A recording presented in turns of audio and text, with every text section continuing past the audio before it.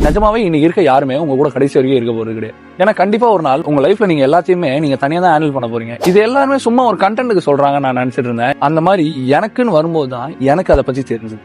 ஒரு நேரம் உங்ககிட்ட கால் பண்ண யாரும் இருக்க போறது கிடையாது. உங்களை அண்டர்ஸ்டாண்ட் பண்ணிக்க யாரும் இருக்க போறது கிடையாது. ஒரு டைம் உங்களோட ப்ராப்ளம்ஸை ஃபிக்ஸ் பண்ண ஹெல்ப் பண்ண பீப்புள் நாளைக்கு இருக்க போறது கிடையாது. அந்த மாதிரி டைம்ல தான் உங்களோட லைஃபை பத்தி உங்களாலே அண்டர்ஸ்டாண்ட் பண்ணிக்க முடியும். அண்ட் அதே டைம்ல தான் உங்களோட லைஃப் நீங்க எப்படி உங்களோட சொந்த காலில் நிக்கணும்னு சொல்லி உங்களுக்கு டீச் பண்ணும். உங்களோட ஓன் ப்ராப்ளம்ஸை நீங்க ஹேண்டில் பண்ணணும்னா நீங்களே உங்களோட கஷ்டத்தையும் கண்ணீரையும் உங்களோட ஓன் ஹேண்ட்ஸ்ல தொடக்கிறதுக்கு கத்துக்கணும். ஏன்னா லைஃப்ல கண்டிப்பா ஒரு டைம் நீங்க வெயிட் பண்ணிட்டு இருக்கும் போது உங்களுக்காக அந்த டைம்ல யாரும் வந்து நிக்க போறது கிடையாது. அந்த டைம்ல இருக்கிறது என்னவோ நீங்க மட்டும்தான் உங்களுக்காக. இதனால நீங்க பீப்புள் அவாய்ட் பண்றீங்கன்னு அர்த்தம் கிடையாது. அதே மாதிரி நான் அவாய்ட் பண்ணவும் சொல்லல. மத்தவங்களை நீங்க எதுக்காக டிபெண்ட் பண்ணி இருக்காதீங்கன்னு தான் சொல்றேன். ஏன்னா லைஃப்ல ஒரு டைம் பீப்புள் சேஞ்ச் ஆயிடுவாங்க. நம்மளோட சிச்சுவேஷன்ஸும் அவங்களோட சிச்சுவேஷன்ஸும் சேஞ்ச் ஆயிடும். Because if you learn to stay strong on your own, nothing can break you.